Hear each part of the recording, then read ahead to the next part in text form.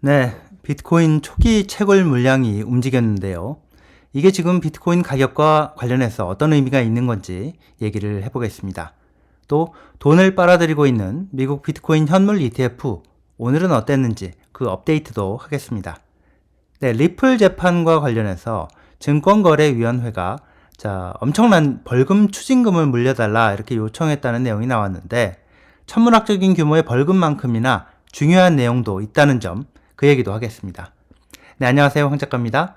네, 투자 어드바이스가 아니라는 점 먼저 말씀드리고 시작을 하겠습니다.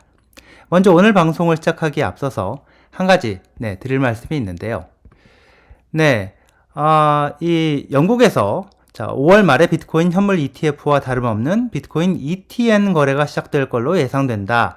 이런 내용을 이전 방송에서 전해드렸는데 제가 잘못 전해드린 부분이 있어서 짧게 바로잡고 가겠습니다. 네, 시청자분이 방송을 보시고 ETF와 ETN은 다른 거다 이렇게 지적을 해주셨습니다. 또 다른 한 분은 지수 추종을 하는데 현물을 보관하지 않는 상품이라서 선물 ETF에 가깝게 보인다 이렇게 댓글을 달아주셨는데요. 네, 댓글 달아주신 분들 감사드립니다. 먼저 ETF와 ETN 다른 상품인 게 맞습니다. 제가 잘못 말씀을 드렸습니다. 네, 법적인 성격도 다른데요. 네, 그 부분을 제외하면 비트코인 투자와 관련된 부분의 차이를 보면 미국 비트코인 현물 ETF는 주식 투자를 할 수 있는 누구나 투자할 수 있게 되어 있는 반면에 영국에서 한다는 이 비트코인 ETN은 이 내용을 보면요. 뭐라고 나와 있느냐. 영국 법에 따른 전문 투자자, 즉 기관, 회사, 전문 투자자, 이런 사람들만 살 수 있게 허용이 된다고 나와 있습니다. 미국 비트코인 현물 ETF와 다르지 않다라고 이렇게 생각을 했던 이유가 런던 증권거래소 발표를 보면 이번에 한다는 이 비트코인 ETN에 보면 여기 나오는 내용들에 여기 보면요. 요 부분에 이렇게 나와 있는데 이런 부분이 들어가 있는데 이게 이번에 한다는 비트코인 이더리움 ETN의 경우에 현물을 레버리지 없이 담보로 갖고 있어야 된다. 1대1로 갖고 있어야 된다는 얘기죠. 그걸 안전하게 보관하고 있어야 한다. 이런 조건이 들어와 있기 때문인데요. 현물을 담보로 발행하는 증권 형태의 상품이다. 이렇게 이해가 됩니다. 법적인 성격이 분명히 다른 상품인데 이제 그걸 제외하면 발행하는 회사가 비트코인 현물을 사서 보관해야 한다라는 그 부분에 있어서는 같다고 볼 수가 있겠습니다. 그렇지만 미국 비트코인 현물 ETF는 주식 투자를 할 수 있는 모든 사람에게 열려있는 상품인 반면에 영국 비트코인 ETN은 자산가, 기관, 이런 이른바 전문 투자자한테만 허용된 상품이라는 게 크게 다른 부분이 될 것 같습니다.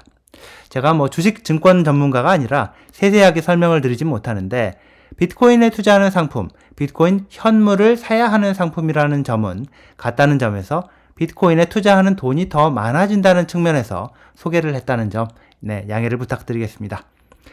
미국 비트코인 현물 ETF 업데이트를 좀 하겠습니다. 가격은 지금 이렇고요. 어제에 이어서 오늘도 비트코인 현물 ETF에 들어온 돈이 나간 돈보다 많은 걸로 나왔는데요. 전체 거래량은 이렇게 28억 달러 정도, 이 정도 규모였고요. 실제로 들어오고 나간 돈 규모가 지금 현재 시점에서 아직 다 나오지는 않았는데 일단 매일같이 돈이 빠져나가는 이 그레이스케일 GBTC에서 2억 1200만 달러 정도가 빠져나갔는데 다른 ETF에 들어온 돈이 그보다 훨씬 많은 걸로 나옵니다. 블랙록, 이 가장 규모가 큰 블랙록의 이 현물 ETF에 얼마나 돈이 들어왔는지 아직 나오지 않은 상황인데 이미 피델리티 거에 2억 8천만 달러가 들어온 걸로 나왔고요. 블랙록 ETF 현황은 나오지도 않았는데 이미 플러스 1억 8천만 달러로 나옵니다. 그러니까 아마 다 합치면 1억 8천만 달러보다 더 많은 돈이 오늘 순수하게 유입이 됐다. 이렇게 볼 수가 있겠습니다. 비트코인 가격이 오르면서요.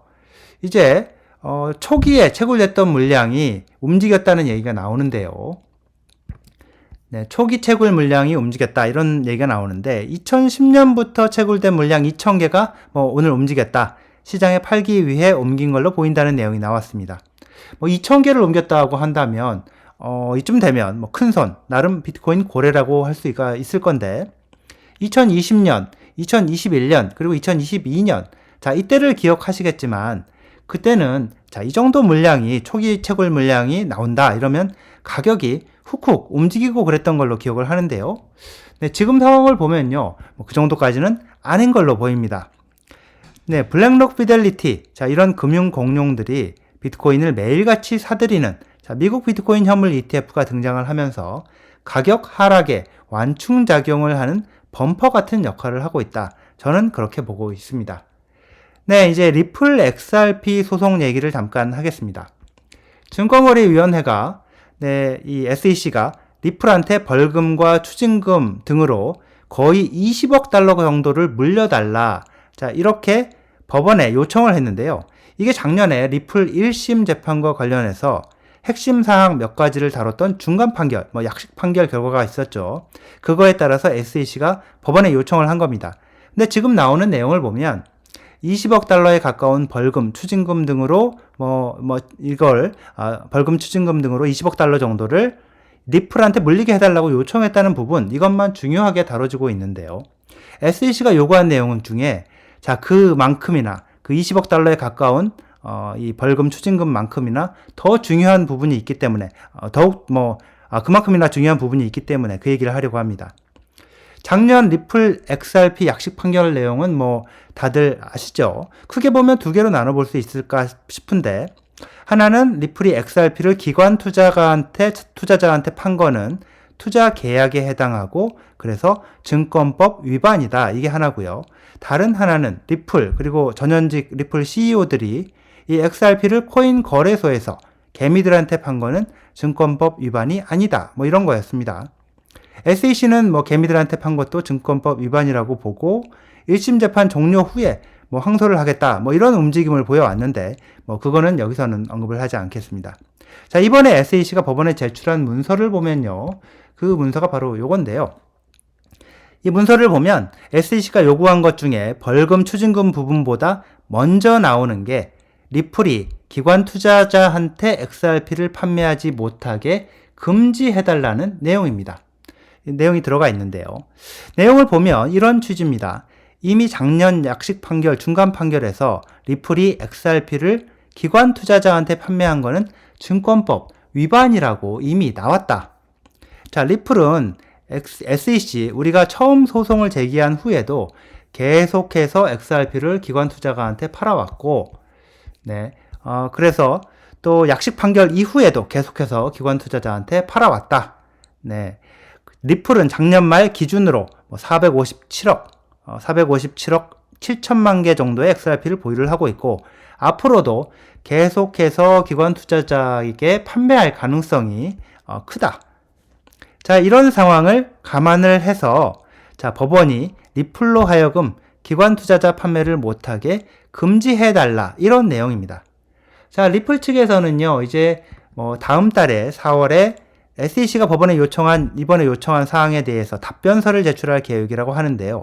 벌금, 추징금 규모를 줄여줘야 한다는 내용이 아마 들어갈 걸로 보이는데 기관 투자자 판매 금지 요구 이 부분에 대해서는 어떤 대응을 할지 어떻게 답변을 할지 그 부분을 좀 지켜봐야 되겠습니다. 네, 약식 판결, 중간 판결에서 기관 투자자에게 판매한 부분은 증권법 위반이라고 했고 그걸 근거로 SEC가 약식 판결 이후에도 리플이 계속해서 기관 투자자한테 XRP를 판매하고 있는 상황이니까 그 점을 감안해서 그 점까지 감안해서 리플이 기관 투자자에게 XRP를 판매하지 못하게 확실하게 금지해달라 이렇게 법원에다가 요청을 했다는 건데요.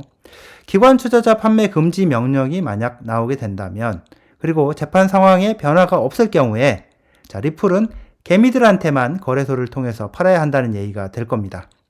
네, 여기까지입니다. 시청해 주셔서 감사합니다.